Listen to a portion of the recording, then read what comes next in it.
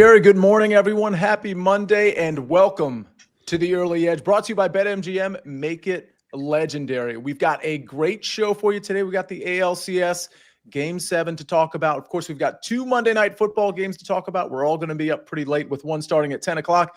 But let's see how we did last week. Last Friday, some of these from before last Friday as well. We like this recap screen. That's 2 in a row after a pretty bad week, I would say.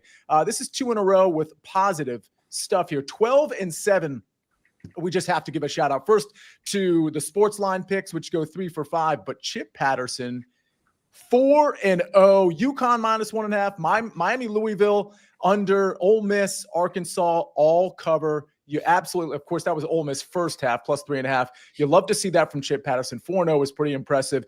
Danny Brasco goes 3 for 5.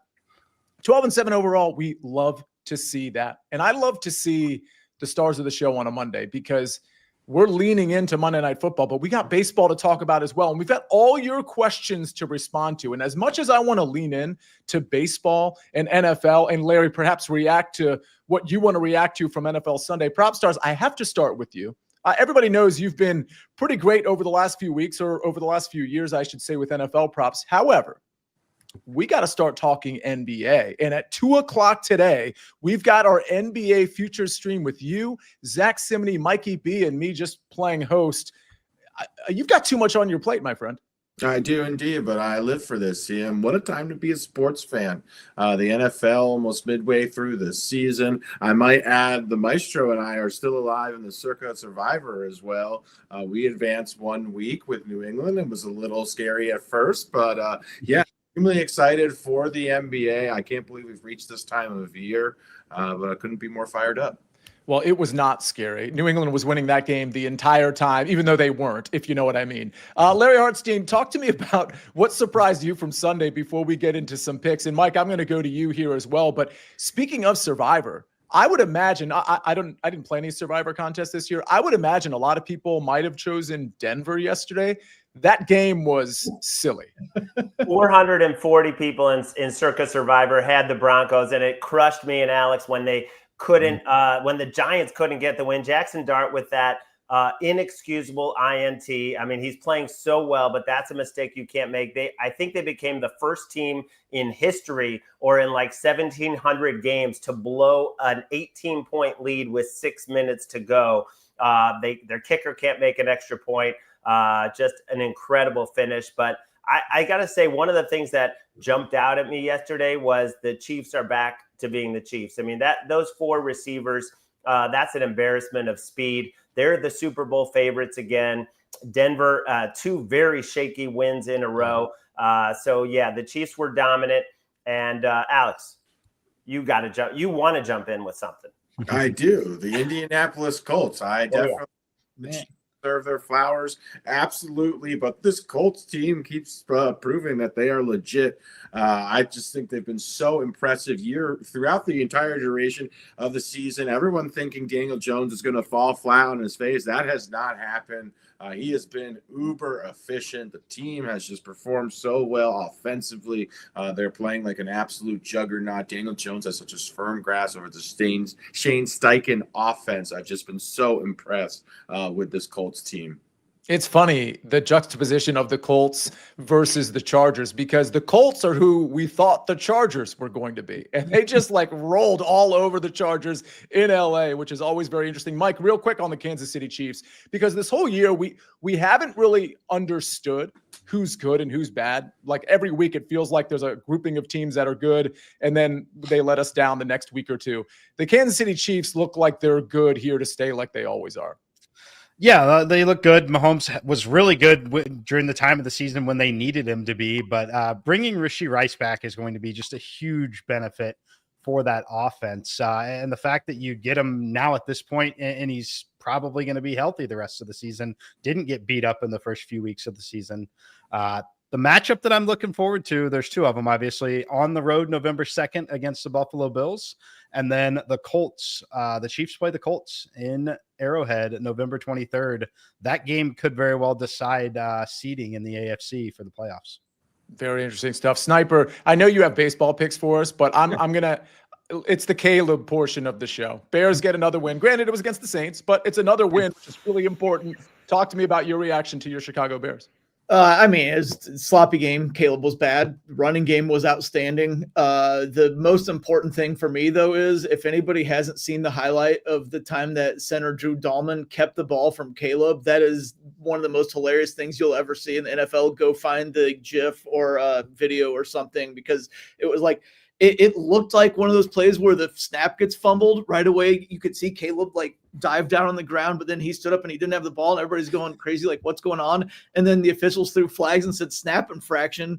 And if you go back and watch the highlight, the center actually snapped it all the way back and then brought it back and was just standing there holding the ball in his hand. I saw that. I've never seen that in the NFL before. So that's the most important takeaway from that game. Go watch that highlight. Yeah, it was 2 bad snaps in a row. It was very strange. Very, very strange. Yeah. All right, well, let's get to some picks for today, because we've got a lot of them, and that includes your picks. So I see you, Jen, Jason, Scott Edwards, James Rainwater. Love that name, by the way. Stephen Cook. If you have picks, put them in the chat. If you have questions, put them in the chat. And we also want to know, we have a SportsLine pick, and of course we have a Sniper's pick for the ALCS. But I do want to know who you think is going to win, Toronto or Seattle. So put in either Toronto or Seattle if you have a take on this baseball game tonight. But we're going to start off with football. Mike, it's one of your patented first quarter plays. We just don't know which way you're going. Tell us. Yeah, usually a play reserved for college football. First quarter under, though, in this Seattle and Houston game. You got Houston, looked a little better heading into their bye, coming off the bye here, though. Notorious being one of the most difficult places to go play a road football game in the NFL. I think that both of these teams offensively will struggle here. I think the defenses will be ahead of the offenses. I think we see the running of the football quite a bit early, but I think we ultimately, if we get scoring early in this game, it's going to come in the form of field goals rather than touchdowns. I think that Seattle is in an interesting spot here. I think that when you look at the quarterback play, it's been good at times, not so good at times. I don't think that they're going to go out here and just march down the field on this Texans defense. So I think there's resistance on both sides. The number is correct at 7.5. That's essentially where it's going to be in a lot of these NFL games. However, I think the price point here should be just north of 60%. I have this projected up to minus 162. I would guess we see this close in the minus 140 to minus 150 range by the time we have a kickoff. I know we'll see a little bit of a play later in the show that kind of correlates to this, but leaning under in the first quarter here, going to go under 7.5. Think we get field goals, not touchdowns. Yeah, we're going to have a SportsLine pick from somebody super sharp at SportsLine who was on something that, again, to Mike's point, correlates with this a little bit. And it's a pick I really like. Mike, every time I've taken totals this year, I've kind of gotten burned. For example, I had the first half under in the Texans game. I'm trying to remember who they played. This is like 3 weeks ago. It was a spotlight game. And like they scored like 40 points in the first half. And then there was no scoring in the second half. And I had the first half under. So that's the way these total things go. But I absolutely love this first quarter bet, maybe a first half bet. We'll find out about later on in the show. But let's go from an under to an over. PropStarz, a guy that's going to be featured for Detroit. I expect both of these quarterbacks to pass quite a bit. And a guy that's going to be featured on the Detroit side is Amon-Ra St. Brown. What do you like tonight? Yeah, I like his over, despite it being a high number, going over 75.5 receiving yards for Amon-Ra St. Brown, who once again is continuing to play at an extremely high level. He is certainly one of the best wide receivers in the NFL, and he is the engine of this Detroit passing attack. And we really like this matchup for a variety of reasons. First of all, we're working with a total of over 50 points, so we like that fact. We also love the fact that if we look at this Bucs defense as a matchup, the Detroit Lions run play action dating back to when Ben Johnson was the coordinator at a very high rate, and they're also very successful. That bodes well for them against this Bucs defense, who really struggle. 32nd in EPA per play allowed against play action. Jared Goff has also been exceptional when being blitzed. I believe he has the highest EPA against the blitz this season. Tampa Bay's defense is a pass funnel. They have a very strong run defense. They also blitz a ton. So this is a great matchup for St. Brown for a variety of reasons. Because he's so effective against play action, 3.66 yards per route run. That is an elite number. And that number is 3.5 in play action as well. Both elite marks for St. Brown. So we could also see an uptick in passing volume if Tampa Bay is capable of pushing Detroit, which is certainly within the potential range of outcomes here as well. So this one checks every box for me. I could see this being a spike week for St. Brown. Great matchup for him, going over 75.5 receiving yards. PropStarz, let me lob something back to you as I see a lot of questions coming in for baseball and football tonight. We'll get to those questions in a few minutes. But if there was a second pass catcher that you thought was going to be relied on, because there was a prop, there are so many things I want to include in like a fun SGP, but so far I haven't been able to pull the trigger on with respect to props. And it's partially PropStarz because a lot of these props are high because of the expectations of these quarterbacks. One of those is Sam Laporta. I just feel like it's a nice matchup for Sam Laporta. He's up in the upper 40s range from a receiving yard standpoint. Is he a second pass catcher that you'd be, I guess, more likely to think is going to have a big impact? Or is it somebody like Jamison Williams or Jahmyr Gibbs out of the backfield, somebody like that? It's definitely Sam Laporta. Sam Laporta has a very strong receiving profile this season.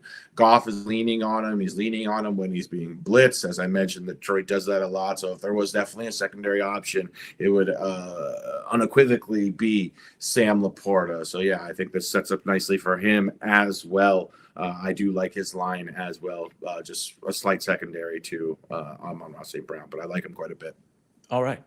Do you like it at, okay, so here's a question from Mark Thomas for Amon-Ra St. Brown. If it's as high as 78.5, what do we do, PropStarz?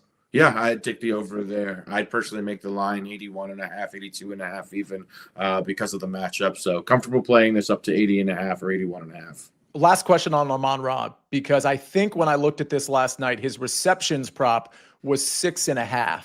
And I think it was juiced to the over, which is obviously that's a lot of receptions. Any thoughts there? Yeah, so it's 6.5. I think I'll just one or two books at this point. It's since been, it's heavily juiced. 7.5 on most sites right now at plus money. I'm still more comfortable playing the yardage. I think he's going to pick up some chunk gains in this game. So yeah, 8 receptions, certainly within the range of outcomes for him, but more comfortable banking on his yards here. All right. Well, we got to get to everybody else's picks. I do want to remind everybody that today at 2:00, we've got PropStarz will be there, Zach Simony, myself, and of course, Mike Barner, who will be back on this show very soon. Actually, I think this week. But also, as far as today is concerned, at 2:00, he'll be on this top NBA season bets show. Speaking of basketball, again, that's on the SportsLine YouTube channel at 2:00 today.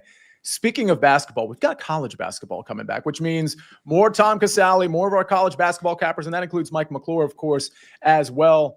The biggest college basketball event outside of March is coming to Vegas. Speaking of Zach Simony, coming to Vegas this November, and BetMGM is sending 25 winners and their guests to experience it live. The Players Era in Vegas leaderboard contest is running from October 20th through November 9th. I'll say that again, October 20th through November 9th. And during that period, you can opt in and earn points by placing sports bets. Here's what you do. Opt into the contest and start placing bets on any sport of at least $10. Earn leaderboard points based on your bet's odds and outcomes. The top 25 players will win a prize package that includes tickets to the tournament games, withdrawable funds for travel, a 4-night stay at Mandalay Bay, and more. Go to the promotions tab at betmgm.com for full pricing and terms. Again, betmgm.com for full pricing and terms. That sounds pretty exciting.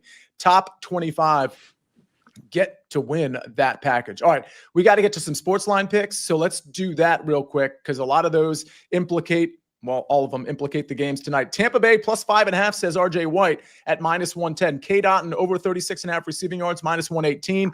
That one from Danny Brasco. Texans Seahawks first half under 20.5, minus 115. That one courtesy of Todd Furman. And then the Blue Jays money line, minus 120. That one from Bruce Marshall. Before we get to a break, Sniper, I know you don't have a bet on the side here. This feels like a tough one to handicap. Bruce Marshall, one of our best experts here. So I mean, I'm going with him here. But any thoughts on either side here? Yeah, it's very, very hard. But like I've said before, this series has gone almost in the opposite direction of wherever it made sense the entire time. Like games 1 and 2, the Mariners' entire pitching staff was in disarray. The Blue Jays definitely should have won those games, and then the Mariners won those games. And then you go home in Seattle, it looked like the Mariners were much better set up in games 3 and 4.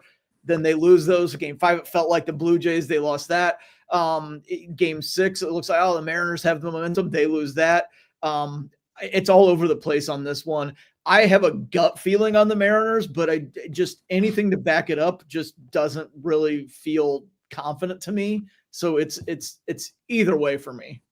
And I'll say this, as far as any of our picks that we give out or our SportsLine picks from people who are really good, like Bruce Marshall, we always say, if you're not comfortable with the pick, we certainly don't expect you to bet it. So always take the picks where you think the analysis is backed. Obviously, Bruce Marshall's analysis is up at SportsLine. He's not on the show, but you can always catch our analysis and agree or disagree. We always want you to bet responsibly regardless and have fun with all this. All right, we got to have fun with Larry Hartstein's picks. That's coming up next. And then, of course, I've got my pick. We've got Sniper's baseball picks. That's coming up right after this message from our partners.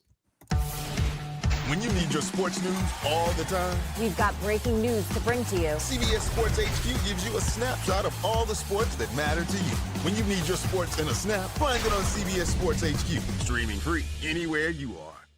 We're back on the Early Edge, brought to you by BetMGM. Make it legendary. Larry, you're a legend. You've got 2 picks for us tonight for Monday Night Football, one for each game. One's an over, one's an under. Talk to us. Yeah, starting in Detroit, and PropStarz talked about how the Bucs are a pass funnel defense, top 5 against the run with Vita Vea in the middle. And what do the Lions do when they face Tampa Bay? The last 3 times in the last couple of years, Jared Goff throws the ball over 63% of the time. You look at this Bucs pass defense, their 3 road games, they've given up 271 passing yards. Now, I would play this up to 260.5. This number has really skyrocketed. I got to credit my colleague, Matt Severance. He got on this when it was around 250, 248. I like it up to 260.5. They're going to come out throwing. They're angry. They're 11-0 against the spread off a loss. And they're going to try and put up a huge number, and they need to because their secondary is totally banged up. So the Bucs are going to put up points. This is going to be a shootout, and Jared Goff, I love him to go over this number. And then in the late game, that Seattle run defense is for real. We've seen it every single week. And now Nick Chubb gets to run into that brick wall. And I have him under 38.5 rushing yards. I know it's a very small number. He did average 5.5 yards per carry when he faced the Ravens, but that was a defense that was non-existent, totally decimated. Seattle at home is giving up 2.9 yards per carry. And I think this will be the week that they need to get Woody Marks more involved because they're not going to have any success, I don't believe, running the ball up the gut with Nick Chubb. He looks fine. I mean, he doesn't look like the old Nick Chubb. I think he looks better than a lot of people thought, but this is just such a brutal matchup. Seattle has done this pretty much every single week, totally shut down the run. So I played Nick Chubb under rushing. I have a lot to say about this Nick Chubb one, and I want to bounce this off everybody if you have a take here, because Larry, I was going to come to the show with Nick Chubb longest rush under 10.5 yards. Unfortunately, when I saw that last night, I was like, that's not going to move. I don't think that 10.5 is going to move. It moved to 9.5 across the board today. So everybody's kind of thinking, I think, along the same lines that you are there. And I also like Woody Marks, but the thing is, I wanted to take his combo line because I think off the bye, he is going to get more work. The combo line was 46, 48.5. I thought that was a touch high, but I'm still kind of leaning on Woody Marks. I still like his receiving yards. Mike, did you have any? Let me ask you just a general question. With the team coming off a bye, going on the road, playing a reasonably good team in the Seattle Seahawks, do you assess a game any differently because a team is coming off a bye?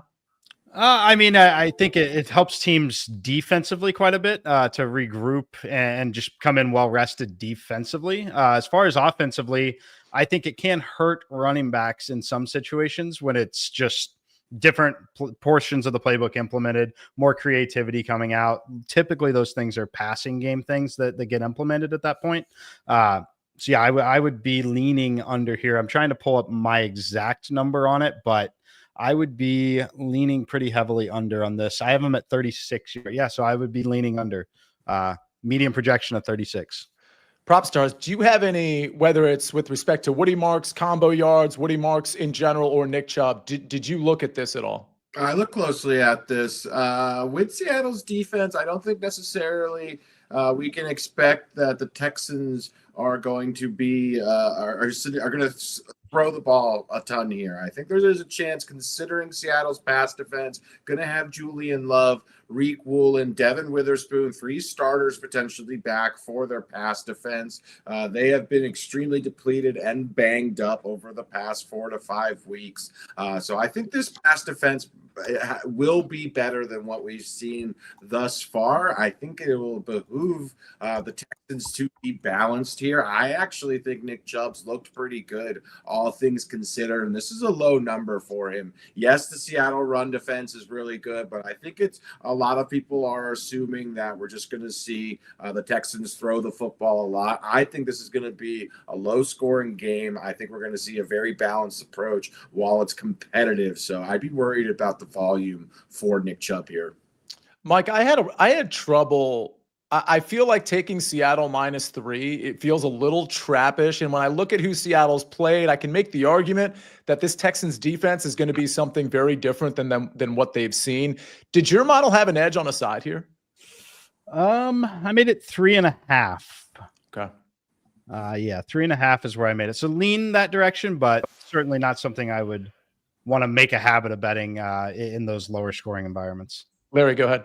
It's hard to give the Texans a lot of credit for beating the Titans and then beating what was left of the Baltimore Ravens with absolutely none of their defenders in. So I don't want to say that they've turned a corner. And if you like DVOA, or if you follow DVOA, you might have seen that not only are the Seahawks the #1 team in DVOA this year, they're also historically the greatest 4-2 team that has ever been seen in DVOA. And I think Aaron Schatz has been doing that for 25 plus years. So there's a lot of metrics that say the Seahawks are a much better team. Before we get to my pick, though, Larry, you'd agree that this feels a little trappish, right? Wouldn't you think this would be 3.5 universally?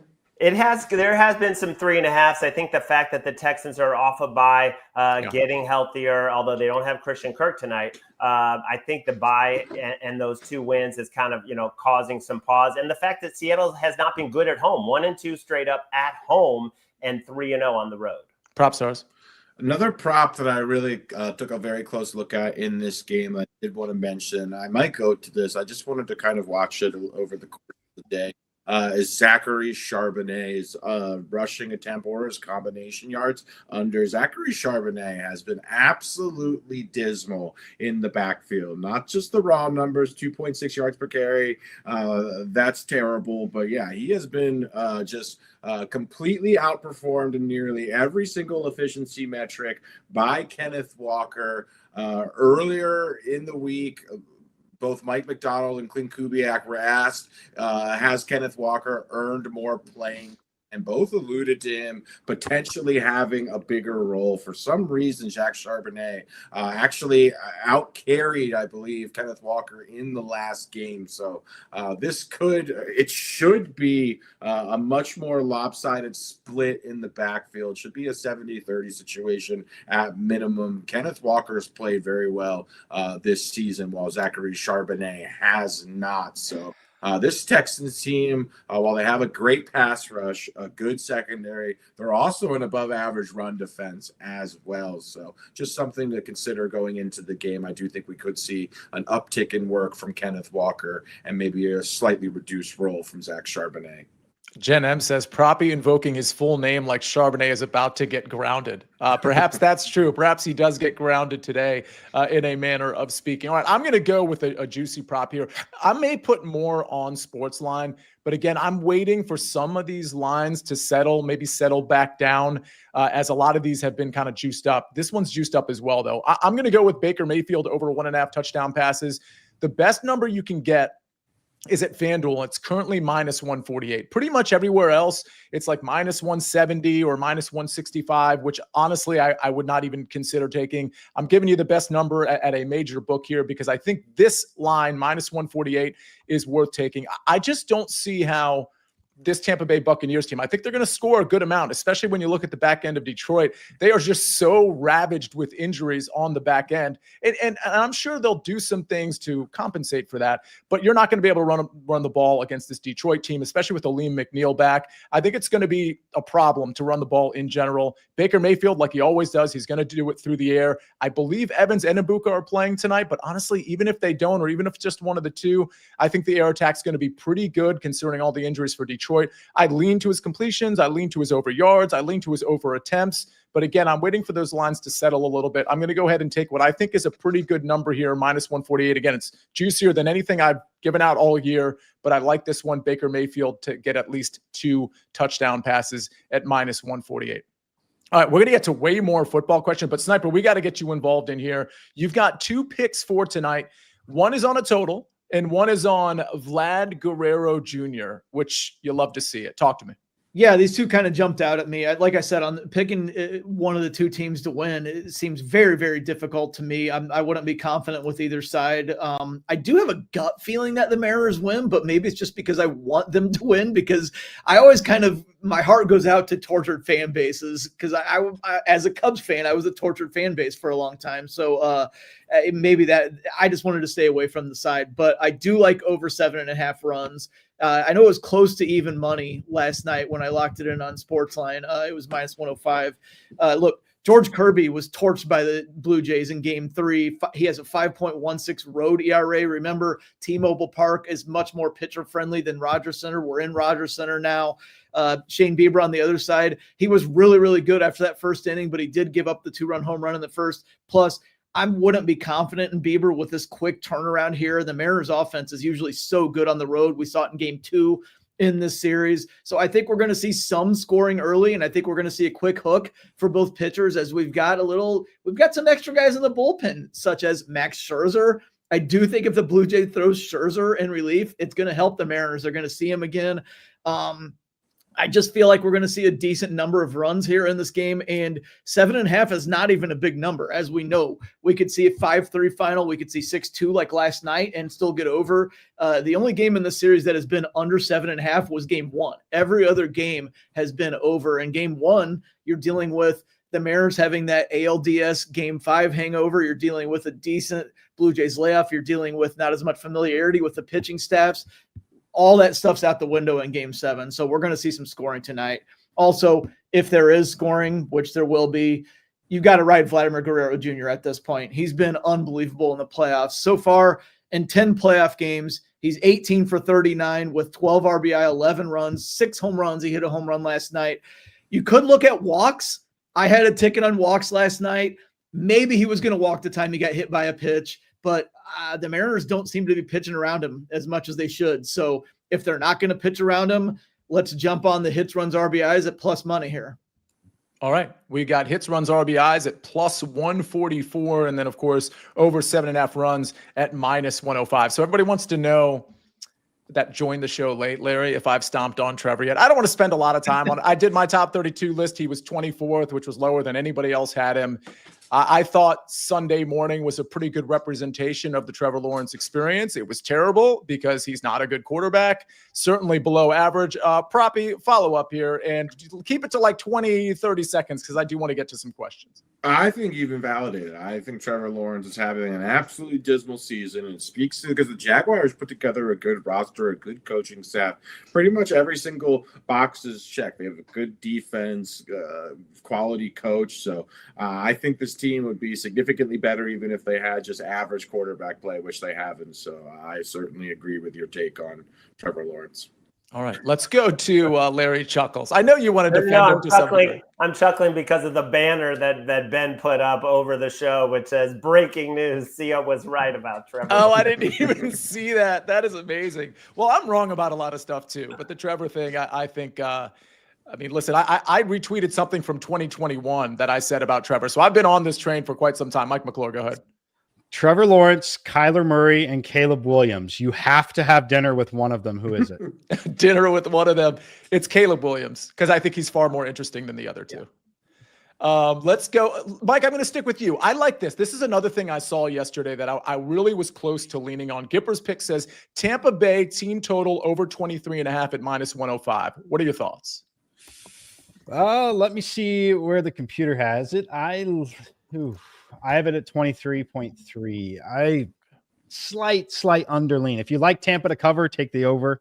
I think 23 or 24 is ultimately where they land in this game. Okay. Let's see. PropStarz, Laporta versus Williams receiving yards. So I guess that's a bet for Michael Byer.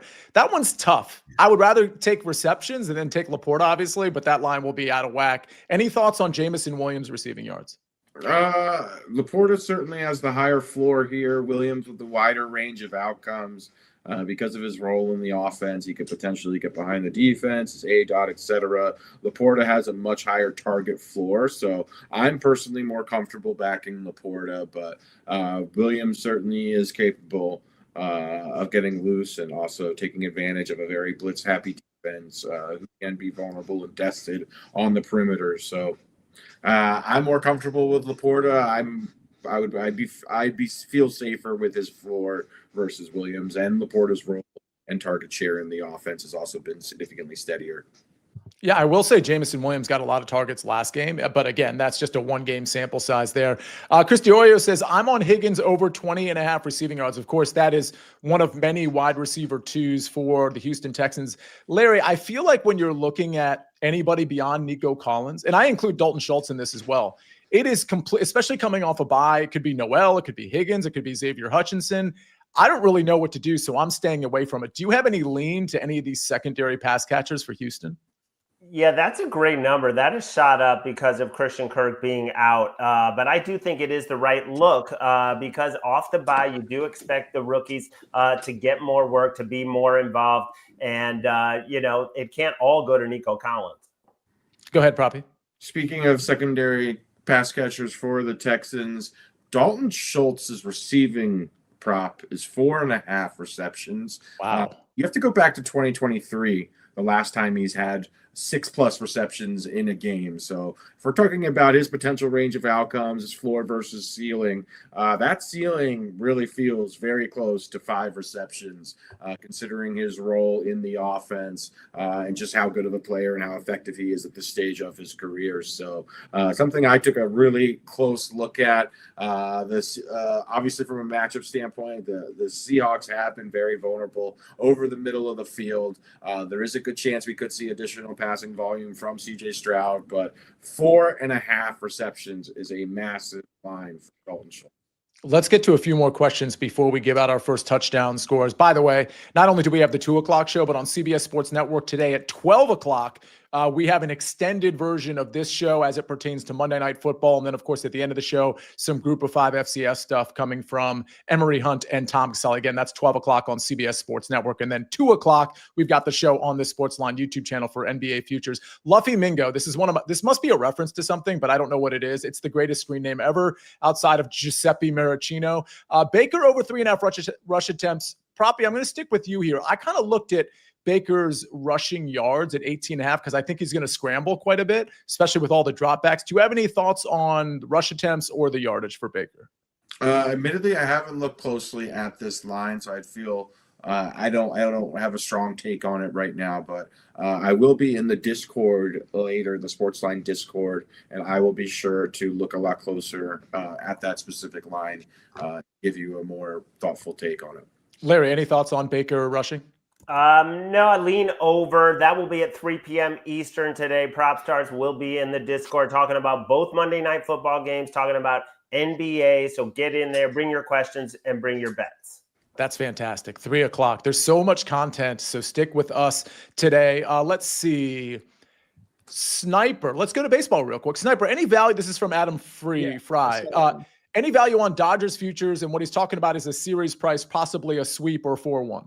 Yeah, I think so. I mean, and maybe go 4-1 on that because I do think that either the Blue Jays or Mariners are going to put up a much better fight than the Brewers did. That was a pathetic effort by the Brewers. But you have to also give most of the credit there to the Dodgers for how good they are. I think they went into Terminator mode after those back-to-back walk-off losses to the Orioles early in September. They won 15 of the last 25. They got the starting pitching set up absolutely perfectly. There was some luck involved with that too, with having everybody healthy at the right time. So you need everything to fall into place, and I think it did for the Dodgers.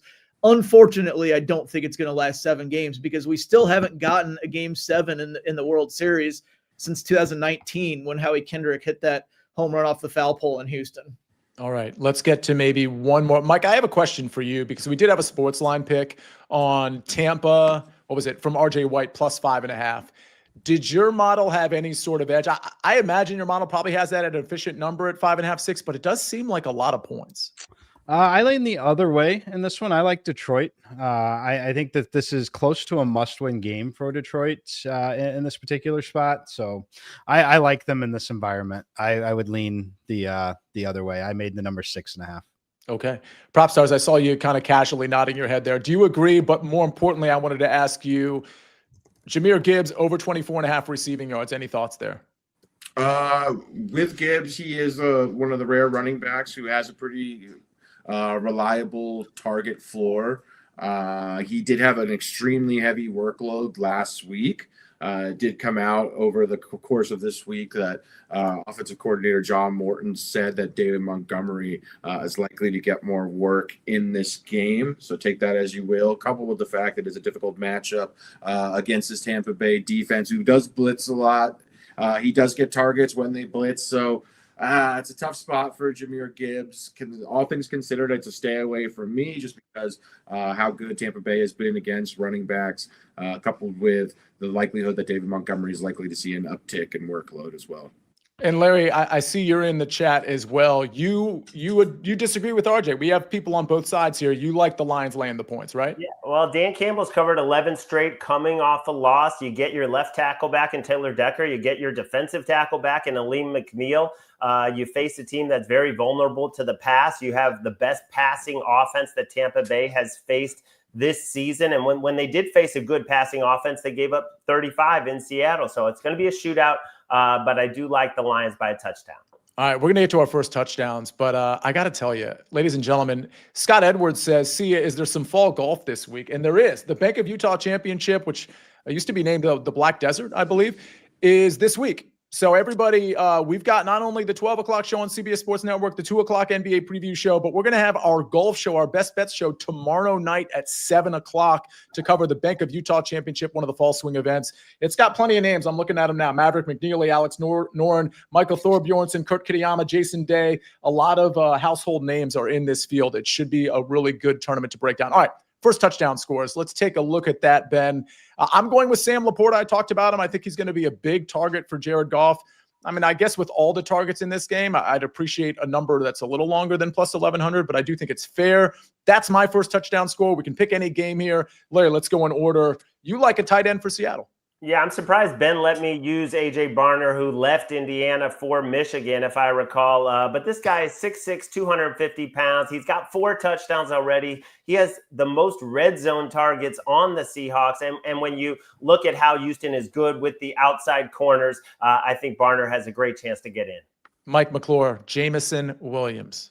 Yeah, it's got to be JMO for me. Just love the deep threat that he represents. When the Lions are healthy like this, they're going to be very healthy in the passing game, both on the offensive line and just in a pass funnel, playing against a pass funnel defense.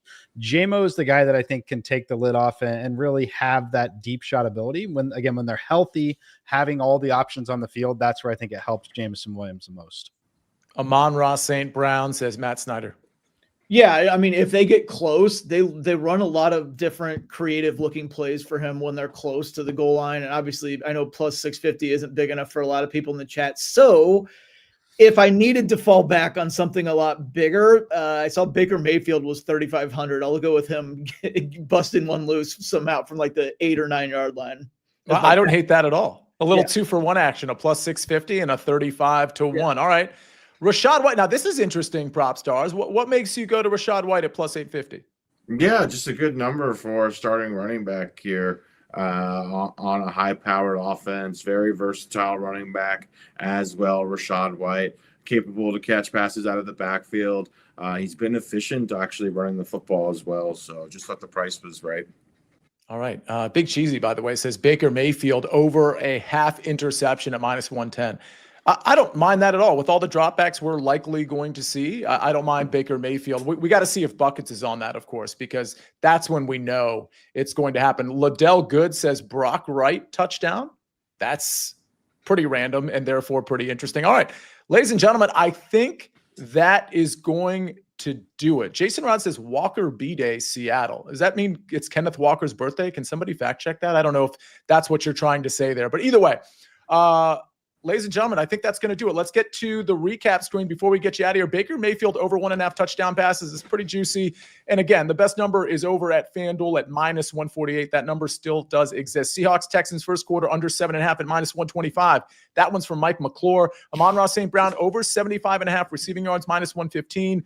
That one from PropStarz. And then Larry Hartstein, Jared Goff over 256.5 passing yards -112, and Nick Chubb under 38.5 rushing yards -115. The Snyper over 7.5 runs in this ALCS game -105, and then Vlad Guerrero Jr.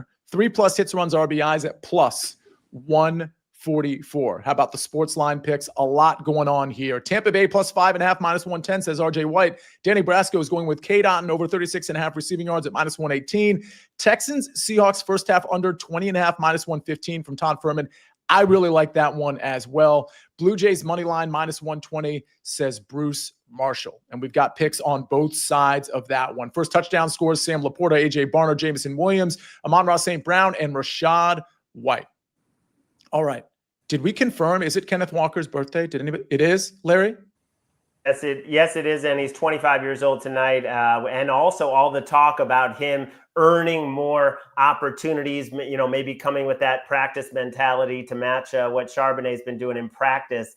Maybe tonight he does get that extra touches and go off. Larry, we don't refer to him as Charbonnet anymore. PropStarz, how do we refer to that player? Zachary Charbonnet. That is right.